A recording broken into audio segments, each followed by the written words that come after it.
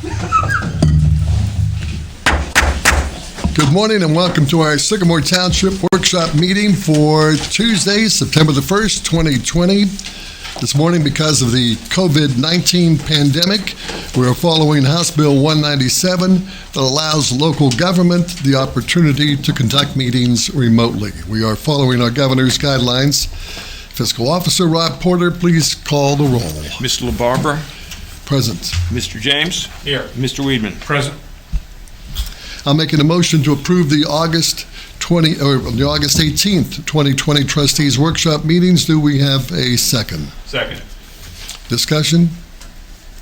Call the vote. Mr. LaBarbera? Yay.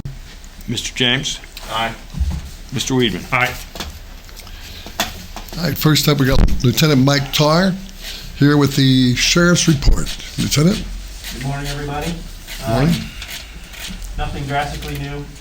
We are continuing on somewhat of a limited response with patrol. Squad runs, reports that we can take over the phone, things like that, but we are actively conducting traffic enforcement and things of those natures, things that can be done safely with distance. So, I don't think the citizens are really seeing a big difference, and I think they're kind of used to some of the things we're doing, just ask someone to step outside if you're taking a report, things of those natures. Any questions for the Lieutenant? Does that mean the free pass for speeding is still in effect or not? It is definitely not. Okay. That's certain. On camera, anyway. Yeah. Teenagers, you've been warned. Yep. With the Township EMS Fire Report, Chief Penning. Morning. Morning. So far, we've had 68 cases of people quarantined in the home, and we've had 84 released as a total. So I think there was, as of last report, there was 2 additional released and 1 added. So it's kind of getting a little better, not a whole lot, but our guys are doing fine. Supplies are doing well. The only thing I've got is on the CARES Act purchase is requesting to purchase a gear extractor, washer and dryer for the station. The ones we have there now were put in with the firehouse when it was built 25 years ago, and these are used to wash blood and soot from a fire and and body fluids and that out of turnout gear. And with the cancer and all that exposure and that you have nowadays, I highly recommend that you wash that stuff after a fire. The ones we have now are just not, they're just wore out. They're not doing what they're supposed to do. And these are items that we had not budgeted for this year, but with the CARES Act funds that we have, we can purchase them through that, because they do wear their gear when they can be exposed to a COVID case, like on an auto accident, or that sort of thing. Or if they're out on a fire run and they get an EMS run and they have to respond right from point A to point B, they still have their gear on, they keep it on. So we can use that for that purpose. So I would like to go ahead and purchase that using that CARES Act funds. We still have plenty there to dig from. So the cost of both units is $30,216.15. And as we should get plenty of life out of them, because the ones we got now has lasted 25 years. So. We need a motion on that? No, you've already approved the No, it's just a courtesy thing to Okay. let you know that we want to get it. And I do have a question, I guess. I'm not familiar in all the details of the CARES Act funding, but since this has utility outside of the current pandemic, are we still able to use CARES money for it? We're not going to be audited later and have to pay it back? Okay. That's all I have. Okay, thanks, Chief. Any questions for the Chief? Any more questions? Tom? No. Next on the agenda, roads, maintenance, recreation items. Our superintendent, assistant administrator, Tracy Kellums. Yes, good morning. Just wanted to talk to you a little bit about our 2021 road program, what we want to do. As we know, the state legislature has passed the bill that we can use part of the unencumbered TIF. We definitely have some roads to catch up on here. Not exactly sure of all the dates and timelines. Mr. Warwick and myself are looking into that, and I believe it still has to be spent by the end of next year, which just gives us 1 year of a road program. We can't get a road program together this year, it's too late. But so as you know, we have Marchview and the Plainfield job. The township portion of that is $869,000. So rather than take that out of our funds that we typically use for our road program, we could use the unencumbered TIF for that. Kugler Mill also we're going to have coming, but that is a TIF eligible project, so that we'll do that like we do with our normal TIF projects. But besides that, we have a lot of our neighborhood streets. We're looking at all of Heitmeyer, which is getting curbs this year, repaving that next year. About 8 or 10, 10 roads in Dillonvale, Trowbridge, Southwood, and Weston up north, which really need it. We have a water problem up there also. Pine Cove up north, Miami Hills, so Camp Superior in that area. Right now, I'm put right around $2 million. So, just want to bring that to you and talk to you about that. As far as our unencumbered TIF, I don't have an exact number on that. But I'm trying to put this together now so we can bid it during the off season, get some good pricing, and be ready to go at the beginning of the year. Trace, is that mill and fill on those streets? Most of them are mill and fill. Larchview is a total reconstruct. Which one is? Larchview, yeah. I knew Yeah. that. But then some of them, besides a mill and fill, have quite extensive base repair also, but not a total reconstruct. Okay. So the base repair is really what pulls the price up, because it's very expensive. But if you don't do that, you're just putting a Band-Aid on it, and in a few Sure. years, you're gonna have the same problem you have now. We have a number of roads that are 20, 22 years old from the maintenance that we've been doing. They're actually still in very good shape. So some of those still don't need to be done. So are you taking that, are you selecting those roads out of your rotation? Yes. Okay. I believe the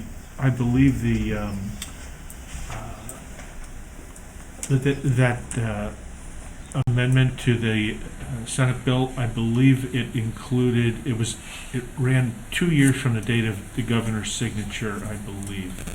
So that would actually extend it even further past December of 2021, but you might want to double check that. I believe that was the I case. think was that signed in July? It was. I think it was. It went into effect October 13th. Yes. So it'd be 90 days. So is that 2 years from October 13th or 2 years from when it was signed? I believe it was 2 years from the date it was signed, but double check that. I'll take a look at that. Yeah. Yeah, I was looking at that statute last night, actually, because Mr. Warwick asked me a question about that. So you are right, though, that if we don't get it done in 2020, we got to go into the 2021 year and look at the funds there. I'll take a look at the nuance of does the year get extended past December 31st of 2020. But I didn't think it did, but I'll take a look at that and I'll send an email out this afternoon and let you know. It's 2021. 21. And there's also, there's a lot of confusion around the bill. I've talked to even OTA, and they're like, we're trying to get something out that'll provide some clarity, because I mentioned to Tracy that he ought to put together a really stellar road program for 2021 as we take advantage of this. And we don't even know if we can get all of that done in 2021 because there's a shortage of construction people available. So the big question I posed to OTA is if we have it encumbered in 2021 and planned and scheduled, then hopefully they'll let us do some of the work in 2022. Yeah, So that's what's not clear. Yeah. Yeah, the way that bill reads is it says it must be appropriated and expended. So my reading of that is that you would have to have it spent by the end of 2021. But the question that you have raised is, does the 2-year get you past 2021? Would it be July 2022 or October 2022? I didn't take that into consideration, so let me look at that this afternoon, and then I'll send an email out about whether you are getting some kind of an extension based on that. Right. That would give us 2 seasons. Yeah, which would help a lot. If it were to, if 2020 were effectively extended to July or October of next year, would that give you enough time to bid stuff out and to? We could get it bid out, but you couldn't get all that work done by July of '21. So, yeah, the question I think that is, that I've seen expended, it's in the bill, and then there were follow-ups saying, well, encumbered. They got to clear that up because there's no way that anybody can get any of the road work done the balance of this year. It's impractical. So 2021 is when it would have to be done, and I question whether we can even get all of it done. And I think that's what has to be cleared up. Are there potential creative solutions for that? Set Well, up a I guess we could prepay. Well, set up a CIC, in fact, and do that, appropriate the money, pay it into that, and task it with the mission of improving roads in the township. Well, we already have a CIC, so. I Yeah, mean, that You're not could be limited to another one. angle, sure. yeah. Can you double check that? Yeah, I'll take a look at that when I get back to the office. And is there anything in the bill as to exactly what you can do? I mean, we have some major culverts that need to be replaced, which isn't exactly road work, but it's infrastructure. I'd say it's okay. Yeah, I mean, I would think anything that would support the road or the bridge infrastructure would be part of What that. about parks? That's stretching. Yeah, I think that's stretching it. What about sidewalks? It's probably stretching it too, but.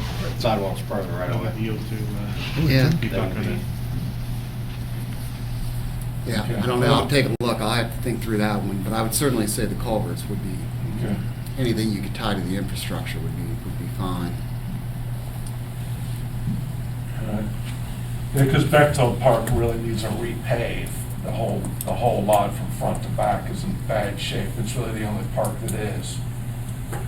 So it would actually be infrastructure, but, I'm not talking about making a soccer field or something. I'm talking about paving. So, just some questions that I had, so we can get them straight, because I'd like to bid that this fall, fall to early winter, so that we can get on people's schedules and get going with this. In conjunction with that, I brought this up before, I don't know if it was in a public meeting or not, but in Bechtold Park, we have the grassy areas divided off from the road with those like telephone pole things that are cut off. I mean, they're like logs sticking up out of the ground. They're not even as they go across, and they're not the most attractive thing in the world. I know they're there to keep people from driving on the grassy areas, and they serve a purpose, but if we were to be redoing the roads, is there anything we can do aesthetically to change that? Maybe stone bumpers instead, or something else that looks a little more park-like? You don't need to answer Come up now. with something, yeah, I mean, even if you put in curb, which we've done before, people with trucks will drive over them and they get out there and they tear up the whole place. We've had that problem, which is why we have them there now, so, I mean, we can replace them with newer poles, or I'm sure we can find something. Maybe even, concrete posts and chains across them periodically that people can easily step over or go between. there could be inexpensive ways to do it. Just since this came up, I thought it would Yeah, be something to yeah. include in the idea-seeking portion of this. I don't think concrete posts and chains are gonna be very attractive, though, to tell you the truth. Yeah, maybe not, yeah. And a lot of maintenance there too, but, you know, we can look into it. You know, when the locust posts were first put in, they weren't that bad, they were nice and even, they were all new. Mhm. It might be something where we just replace them. I mean, they've gotten a lot of wear and tear. Because we take, especially like during festival time, over all the years, they get pulled out, they get put back in, pulled out, put back in, so. And they're well kept, it's just they're not the Yeah. prettiest thing in the world, so, yeah. Thanks.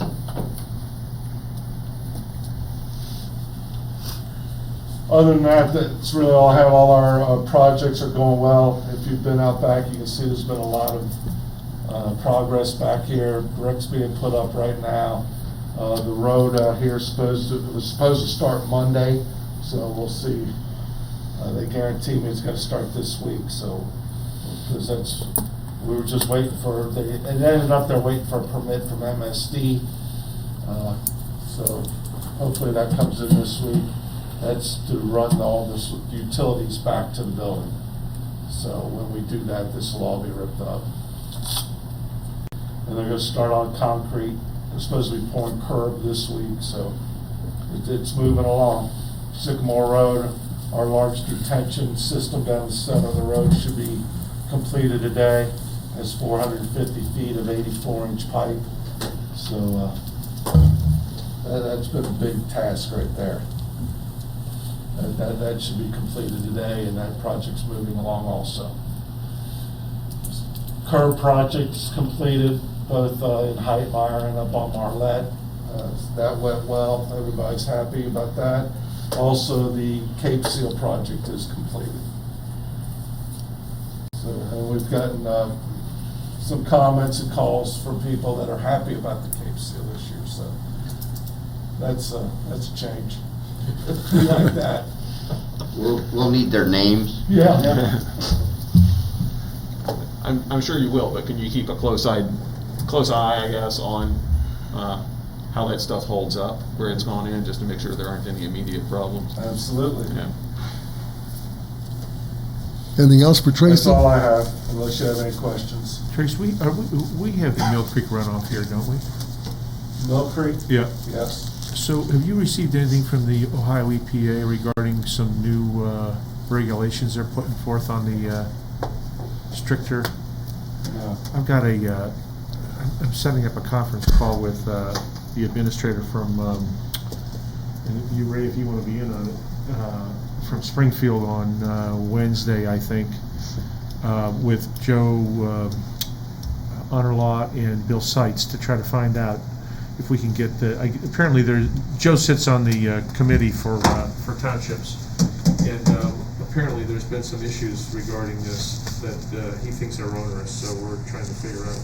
And apparently we probably would be subjected to it as well, so I'll try to find out what's going on with that. Get back to you. I was just curious if you had received anything from Ohio EPA on that. So it's stricter as in like water quality? Yes. Runoff into the Mill Creek? Yes. Yeah. We all knew that the EPA was going to get involved in water quality eventually on stormwater, so it's just a matter of time. Question for you also, I know there was some correspondence with a resident recently about the roundabout on Plainfield Road, and I think you had passed some concerns on to the county about that. What's the story on that? Meeting with the traffic engineer later this week on Thursday. At first glance, though, he said that there really doesn't appear to be a problem. There's only been 4 incidents. You know, there's 14,000 cars a day on Plainfield Road coming through that roundabout. So 4 incidents since the time that it's been put up. It's not bad. One was somebody speeding over 80 miles an hour down the, so no matter what that intersection was, they were going to wreck. They went up over the roundabout through the grass. Another one was somebody merging and this person didn't yield, so it was a side swipe, which is what a roundabout's supposed to do, get rid of direct hits. Another one, somebody did stop to yield to somebody in a roundabout, and somebody from behind them didn't stop and ran into them, so they've been very minimal. Have there been any reports of wrong-way drivers? And I know in nextdoor.com there have been, but that doesn't necessarily mean it's a reliable report. In the very beginning, there were people going left of center, which I don't know how you stop that. There's a double yellow line. You're not supposed to cross that at any time. So I haven't seen that lately. You know, with my house being close, I saw it quite a few times in the very beginning, especially in the beginning because, you know, before we opened it, we had all traffic going left to center because we were constructing the right-hand side. So when we opened it up, people were still going that way in the oncoming traffic. I haven't seen that lately, and I haven't got any reports lately about that. It seems to be working great. I mean, I really don't see any problems with it. I love it. Four And the accidents. chief likes it too. I love it. 4 accidents with 14,000 cars a day in a brand-new configuration, that's pretty damn good. It's pretty good. That's good. So he has expressed, but he's more than willing to come out. He's going to meet us there Thursday. We're going to look at it and look at signage and see if there's anything we can do to improve it. Very good, thanks. Skylar Miller is our planning and zoning supervisor. Skylar, Thanks, sir. Good morning. good morning. All right, I've got a couple of upcoming public hearings for you to review, and then a handful of nuisance property violation or resolutions for you to consider as well. First item is the upcoming case on September 14th for zoning commission. That's case number 2020-05P2. This is at 7555 Fields Earl Road. It's just to the, let's see, that would be to the west of Butler Warren Road in Butler County, and to the west of our High Point subdivision. So this is on the kind of far western side of the northern portion of the township. So this is actually the Shell gas station. It's NIVI LLC, being represented by Rhinovations as the applicant. Essentially, what they're wanting to do is do a cooler addition to the existing Shell gas station. This is going to increase the square footage of the building, obviously. It's also going to encroach into their limited open space, so the ISR is going up, which is why this is being determined as a PUD2. I want to say, I don't believe I have the ISR on here, but it's getting close to 80%. So this will be, again, in front of the zoning commission on the 14th of this month, and to you shortly thereafter. This is just a quick elevation. This is actually the front. This isn't even where the improvements are going to be. That's what they submitted. The next case is actually an open house that we have scheduled for September 9th, next week. This is 8760 Montgomery Road. The applicant is Grand Communities LLC, which is, it's either a kind of a subsidiary LLC or a partnered group with Fisher Homes, which is proposing a 22-unit multifamily, owner-occupied townhome multifamily development right here across from Mercedes-Benz, just north of the Strip Center on Montgomery Road. Actually, there's a multi-owner PUD just to the north of this. We just went through the process of approving permits for the dental office just north of here. So I assume that's all going to be private drives. that is going to be a private drive. It is going to be, I believe it is, I think they're going with a 20-foot width on that. I think it's actually going to even be narrower on the alleyway behind there, is what they're currently proposing. Doug Morath has already taken a look at this. One thing that I was concerned about was the turnaround capability with that kind of modified T stub. So we're getting dimensions on that so that the fire department will have good access. Again, these are going to be owner occupied. They 2-story, townhome.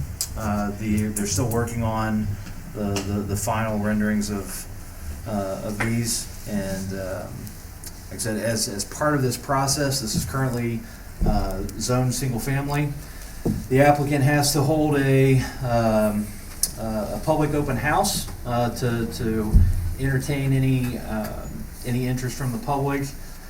Because of the our COVID procedures right now, instead of having a live open house, we're going to be holding a public Zoom meeting with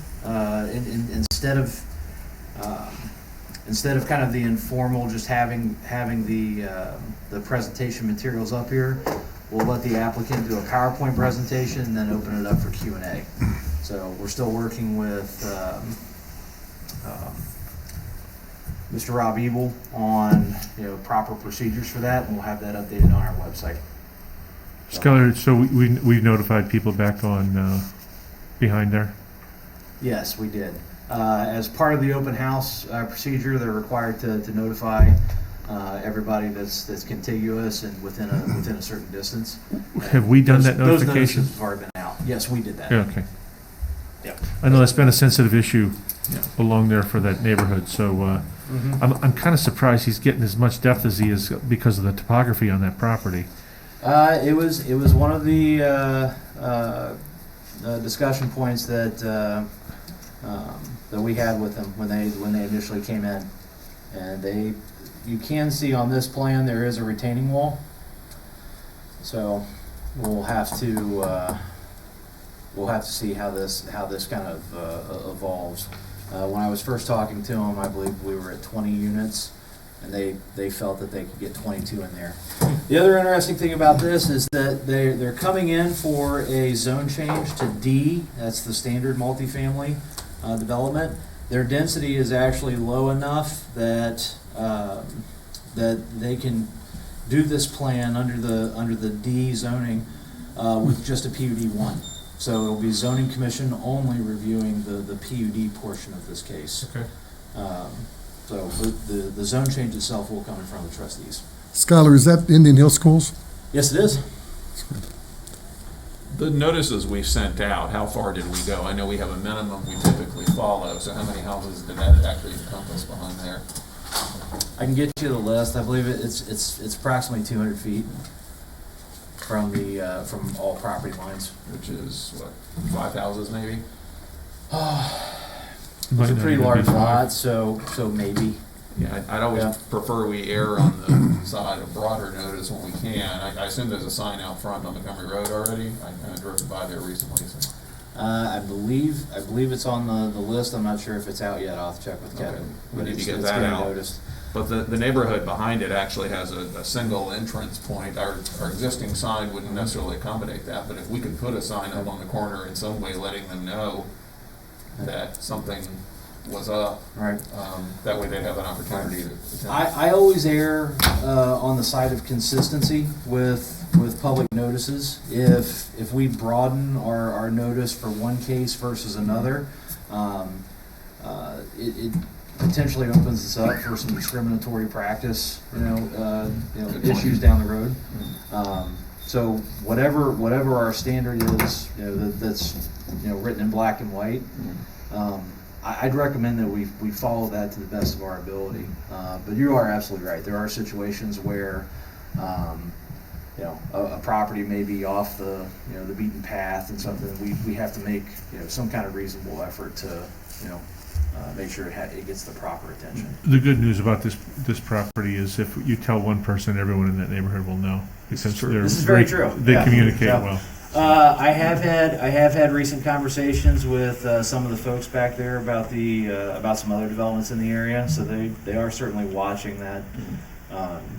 This buffer area, so to speak, between Montgomery Road and their residential area. How big is that retaining wall, you know? These aren't even preliminary plans at this point. This is conceptual. I don't have any details on that yet. I've walked this property many times. It's I steep. can tell you, I find it hard to believe he's gonna make that work, but, It's gonna be a tall wall. yeah. As I recall, the people who were complaining the most in the other developments back there were those houses right next to it, right back there. There's a couple of residents there that I'm sure you'll hear from. I'm, Unless with all they've due moved. respect and not singling anybody out, yeah, I'm expecting to hear from, at a minimum, these two residents.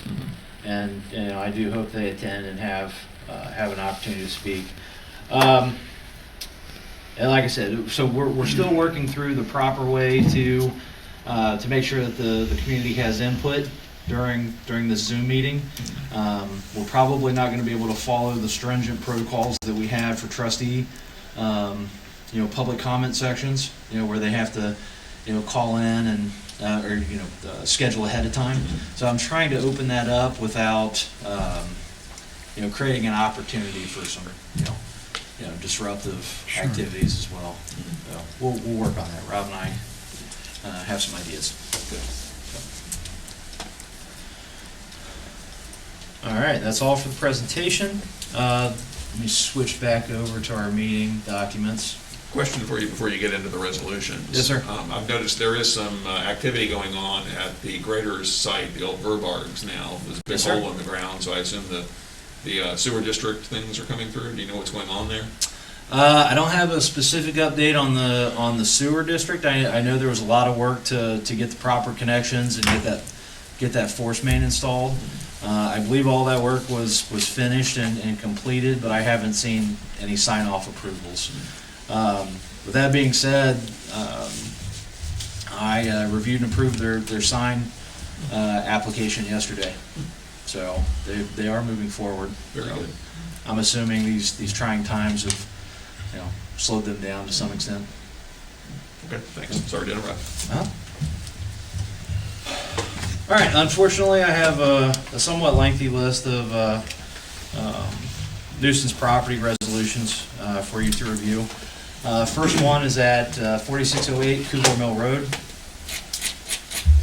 Let me...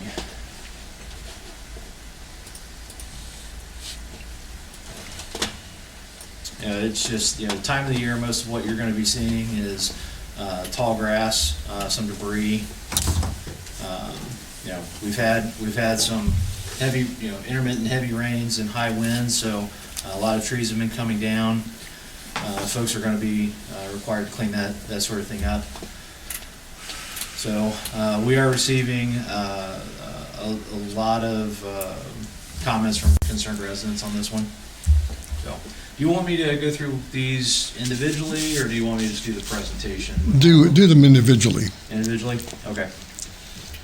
All right, if you don't have any questions about this one, I can Yeah, go first. I think we all got a letter from a neighbor who has really reached out and offered to cut the grass, plant grass seed, and the neighbors totally refused to cooperate with the other neighbor, a good neighbor. Sure. So, The problem with someone other than the property owner mowing and maintaining this grass is that they take on that responsibility and liability for themselves. And, from a zoning enforcement standpoint, I neither know nor have any way to distinguish between the property owner maintaining this property or whomever. So if somebody cuts this, then there's no longer a violation.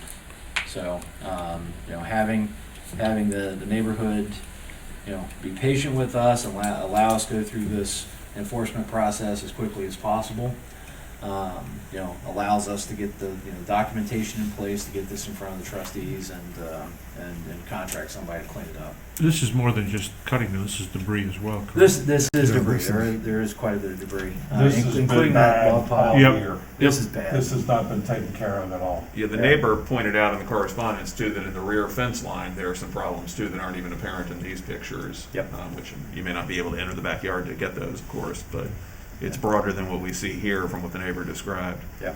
When we take our pictures, we stay. There's kind of two options that we have: either get our pictures from public right of way, so that we're not trespassing on the property, or if we're able to make contact with a resident, when there's, specifically an issue in the backyard, we may, get permission, from a neighbor. In this case, the violations are evident, so we're stopping from the front yard. When we have our contractors come in, they'll clean the backyard as well.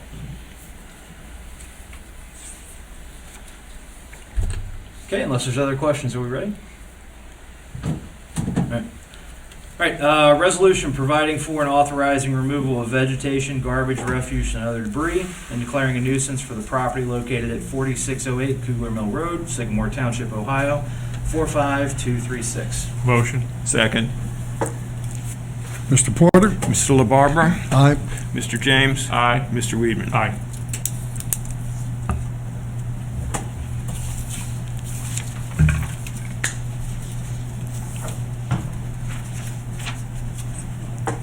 Okay, this is, these are the pictures for property 8987 Plainfield Road.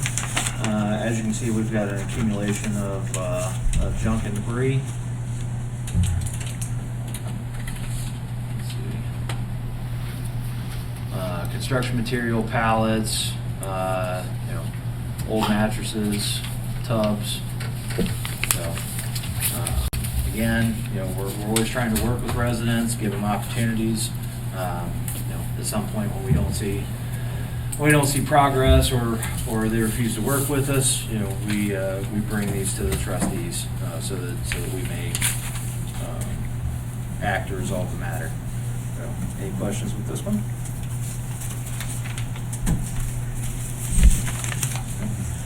Okay, then I have resolution providing for and authorizing removal of vegetation, garbage, refuse, and other debris, and declaring a nuisance for property located at 8987 Plainfield Road, Sycamore Township, Ohio, 45236. Motion.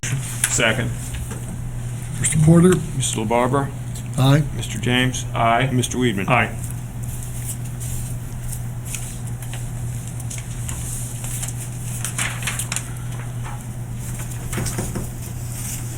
All right, here's the documentation for 8357 Beach Avenue. We have tall grass, garbage, debris.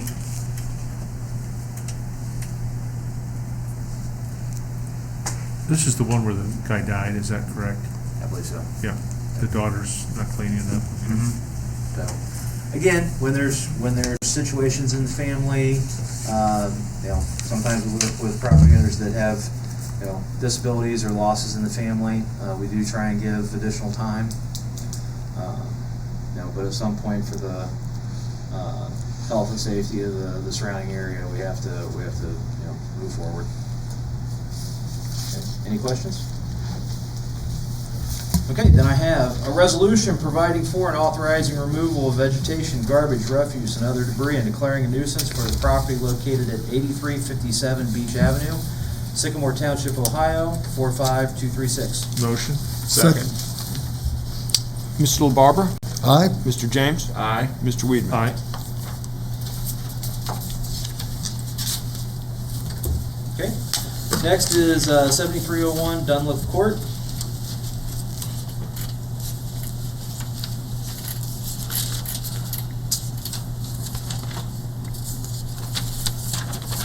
It's kind of hard to tell from these pictures, actually, but there's actually significant junk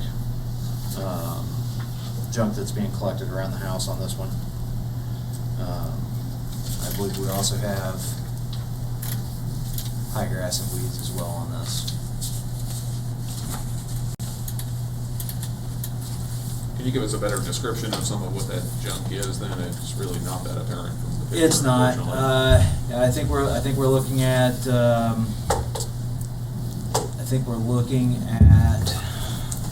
Sorry, now I'm getting my items mixed up here.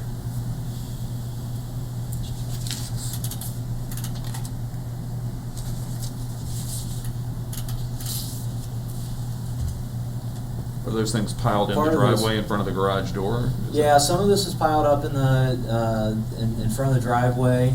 You also have improper storage of materials on the front What is that? Is that like furniture that he's got a cover on, or That's what? what it looks like, yeah. And a grill? Mm-hmm.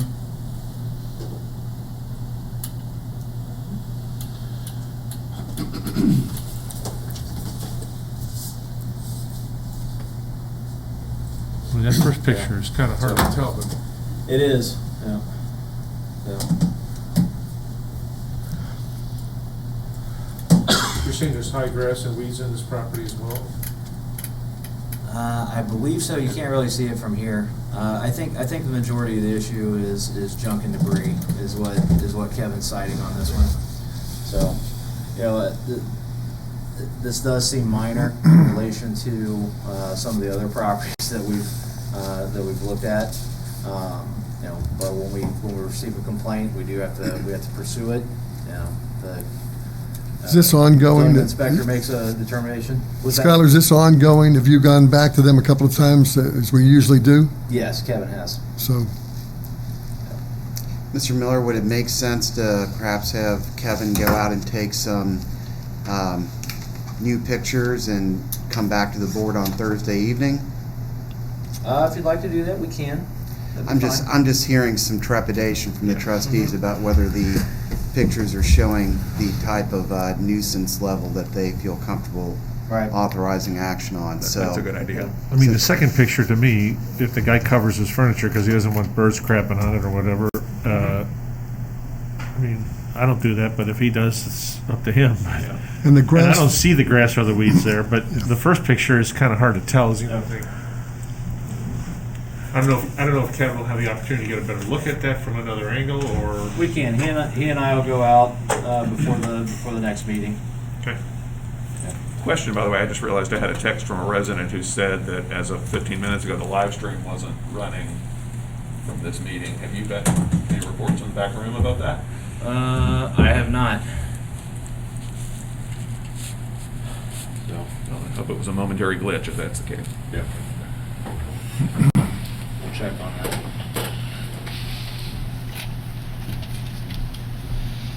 All right, so we'll put this one aside. Okay, and last one on my list is 12195 6th Avenue. Yeah, this is All right. All right, this property. This is the one we talked about, I think, isn't it? It's one of them, yes, Yeah. sir. Yeah. So this property is obviously tall grass, weeds, and I believe there's junk and debris all scattered through the tall grass because it hasn't been maintained. So, any questions? Anybody living in that house, or is that abandoned? That is a good question. I'm not sure about this one. It's a little broken down place, but Yeah, it's.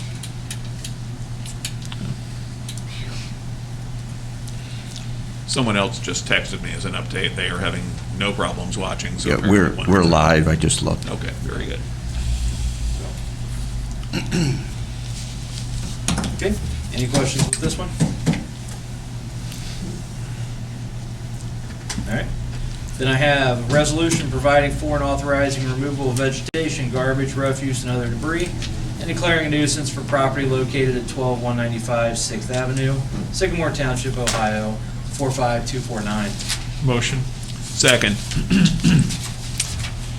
Mr. LaBarbera? aye. Mr. James? Aye. Mr. Weedman? Aye.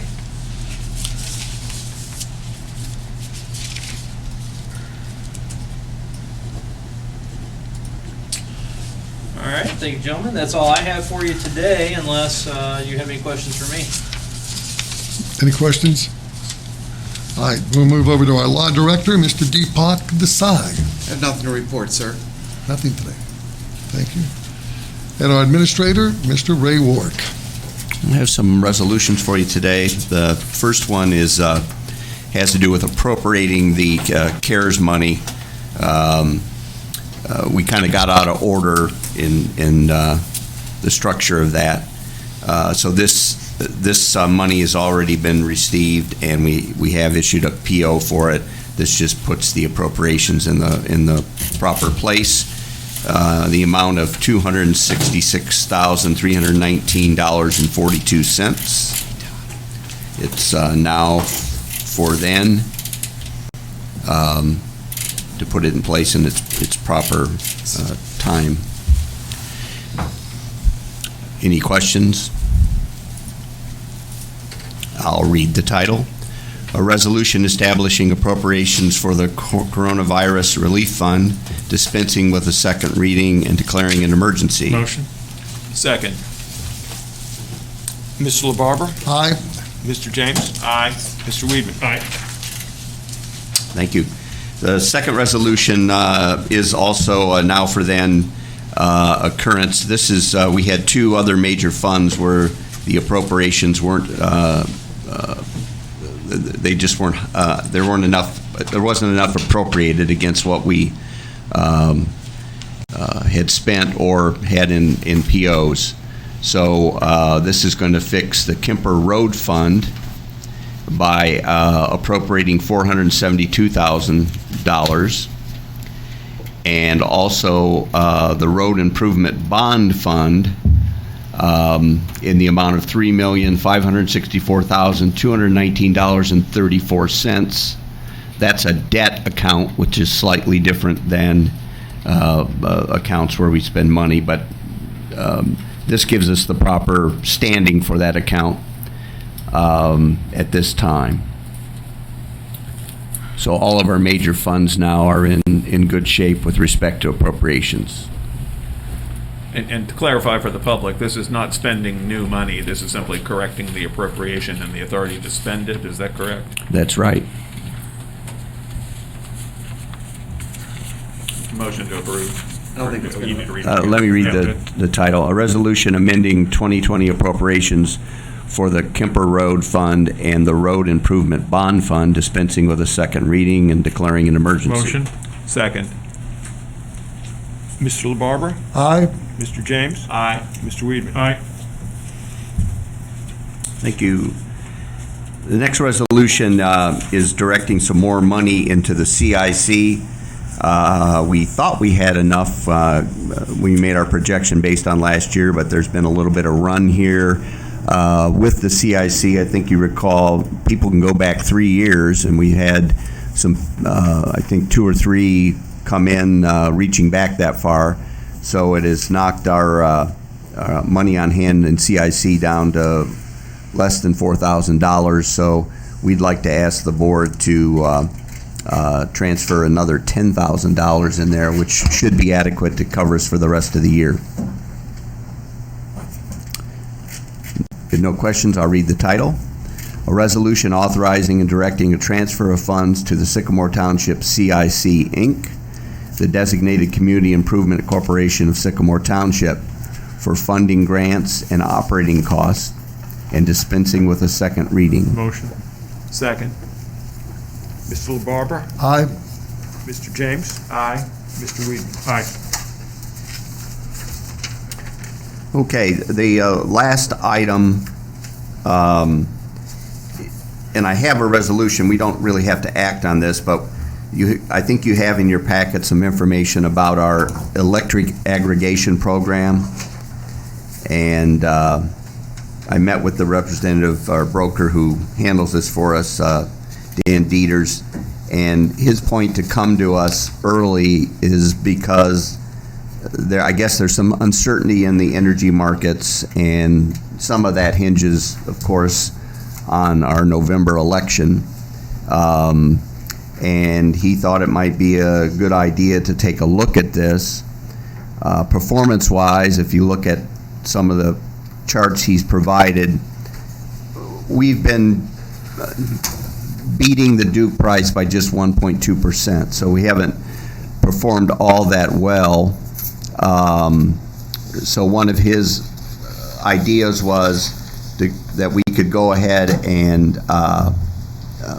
as it stands now, we're at the rate of 0.0549, and that's scheduled to drop in July of 2021 to 0.0518. His suggestion for you to consider would be we could lock in a lower price starting in January of 2021 instead of the 549, make that go down to 5.2 1.27 and keep that price constant through the end of 2022. The spend tier on tier structure, you can see those two dollar amounts are very close, so either way it's about the same dollar impact from the projections as they stand now. There's going to be in May of 21, in addition to uncertainty about the election, in May of 21, there's going to be a capacity reset, and I think that Mr. Dieters was expressing some concern that that wasn't going to go in the right direction. So he asked that I bring this before the board. Mr. Work, I had asked you some questions about whether this was urgent when this first came to my attention the other day, and you indicated then and now it's not. This may well be a very good idea. I'm not necessarily opposed to this at all, but since it just popped up and it's not something we urgently need to act on, and there's no downside to waiting a meeting or two and doing that, I think it might be useful to give the public an opportunity to comment on this. As with any contract we're entering into, there's no need to rush into things, certainly. And I'd like to learn a little bit more about it myself and have the opportunity to do a little research about it. Can you confirm there's no immediately pressing deadline in the next couple of months either? Well, we need to do something before the first of the year. Okay, and the election could throw it in disarray, of course, too. And the way these things work is whenever you decide, that's when he can lock down a rate. Okay. So I think his fear was dragging it out, the rates may start to creep. Because when the board takes action on one of these, then as the resolution would point out, he would take action and lock the prices down. So I could invite him to come back to one of the meetings, and he could better explain than I. That could be helpful, actually. Even this Thursday, if that's possible, although I know that's short notice. Yeah, we'll see. Do we want to entertain another bid? Is this the only company out there, Dynergy Energy Services? It is not, and he did show me 2 or 3 others, but this is the best, where he's getting the best pricing right now. Now, he's the salesman on this. Yes, I'm aware of that. Salesman or broker, I guess, if there are multiple suppliers, but yes, either way. I'll see if Dan will come to the either Thursday or a meeting soon. And Mr. Dieter's business is actually located in the township, isn't it? It is.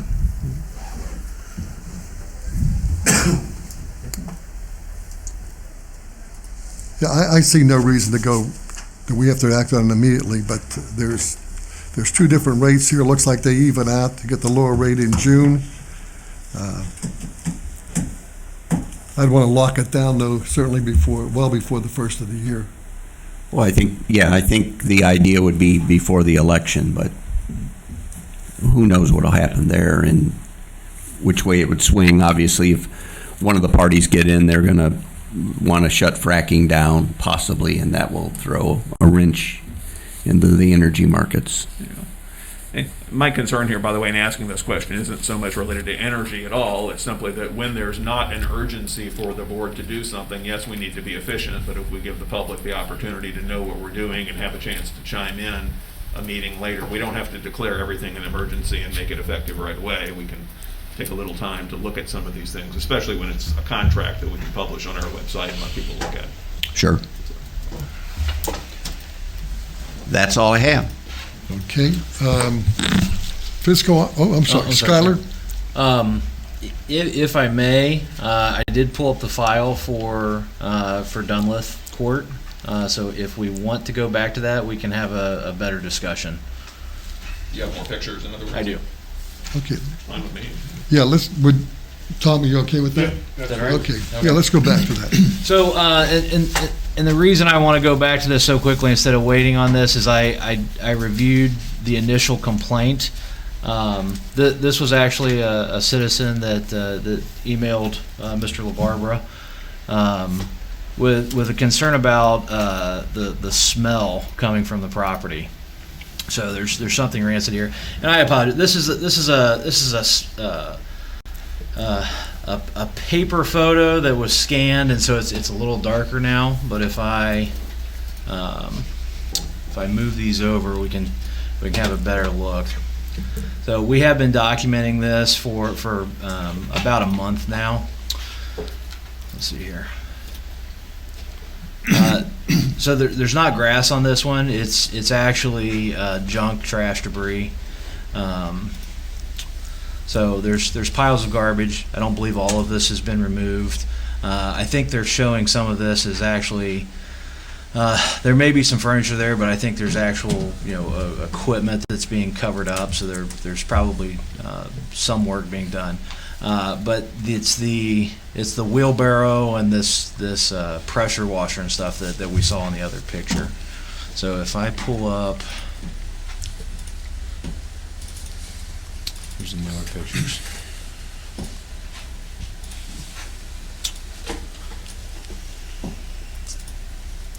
So what you're seeing is instead of cleanup of the wheelbarrow, that just got moved under that covered porch in the front yard.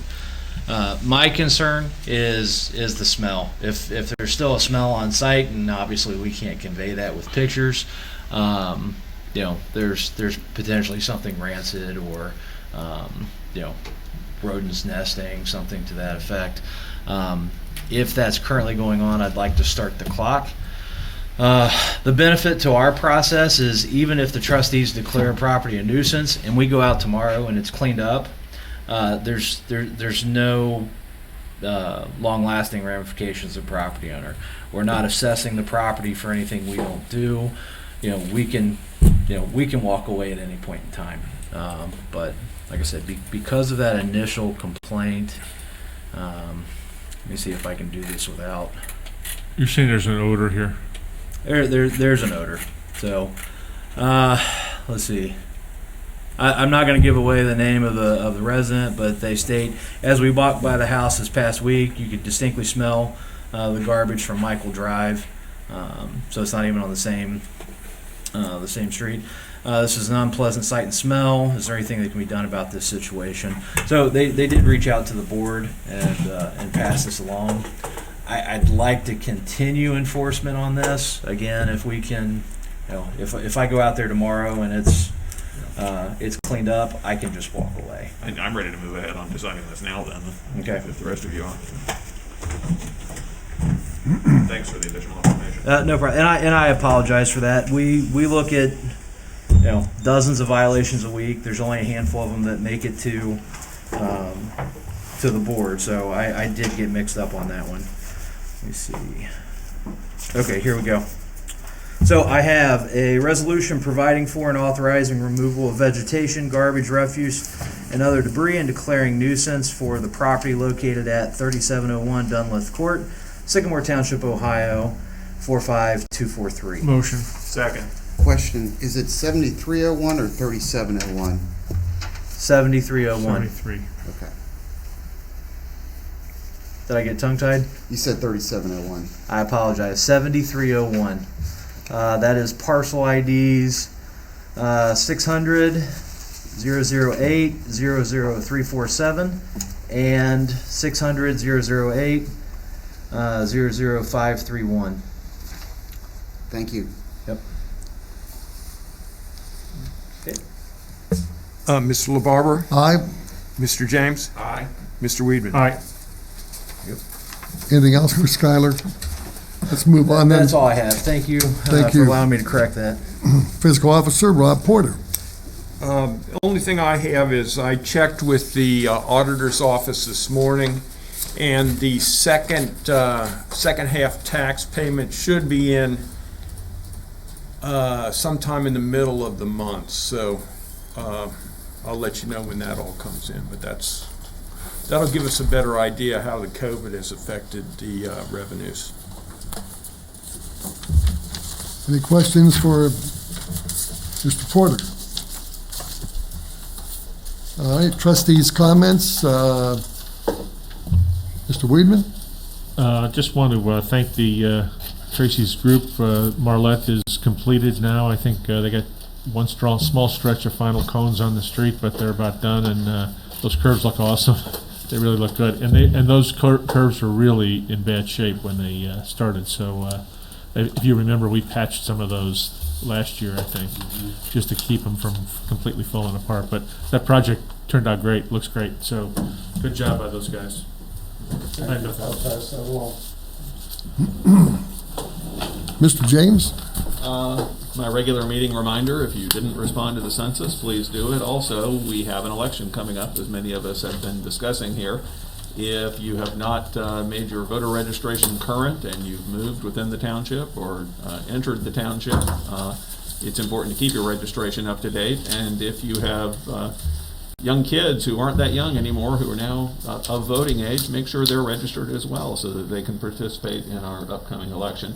I also wanted to extend good wishes and a swift recovery to a longtime township resident named Gary Banfield, who has been a scout leader of Troop 502, which meets in Indian Hill and draws from Indian Hill schools, which includes a lot of our township residents as well.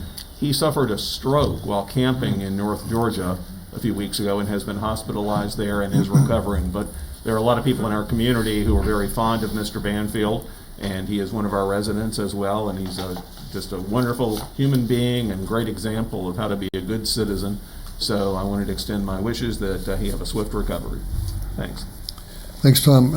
Our next trustees meeting is this Thursday night at 6 o'clock here in this room. However, we will Zoom our Thursday JED's Northwest Board meeting at 4 o'clock, 4:15. Our JED's Southwest Board meets, 4:30. Our JED's East Board, and at 4:45, our JED's Central Board meeting.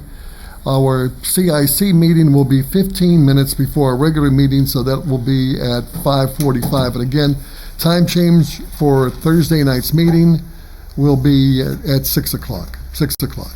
And I do want to thank the board and staff for accommodating my travel schedule on Thursday, so I appreciate us moving this up an hour.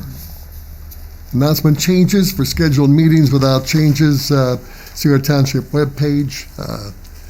I'm going to make a motion now to adjourn into executive session with Law Director Deepak Desai as permitted by Ohio Revised Code Section 12122 G4, preparing for, conducting, or reviewing negotiations or bargaining sessions with public employees concerning their compensation or other terms and conditions of their employment. And invited to this meeting, trustees, Ray Warwick, our administrator, Tracy Kellums, Rob Porter, Skylar Miller, Rob Penny and Beth.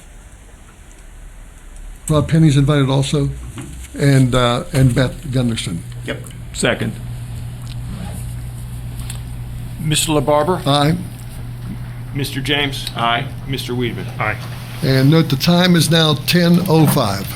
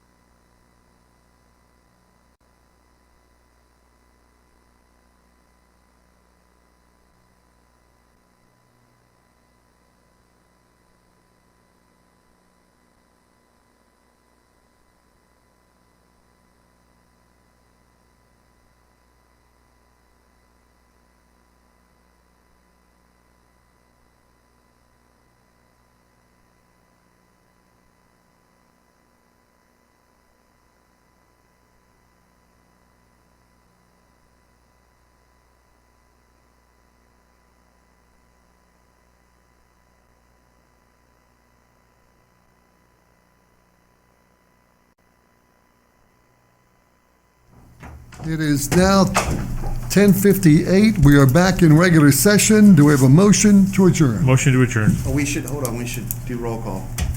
I was going to do a roll call after that. No. No, when you- roll call before. When Okay. you come back in the regular Okay. session. It's now 11:59. We are back in regular session. Mr. Porter, do you have a roll call?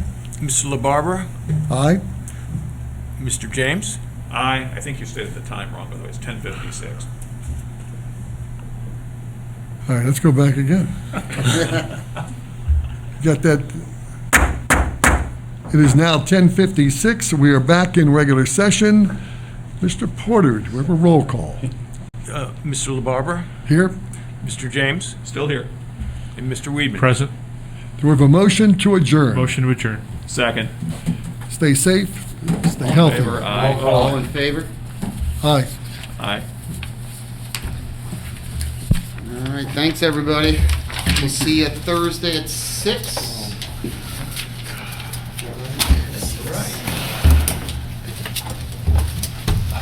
What do you see, 10:50?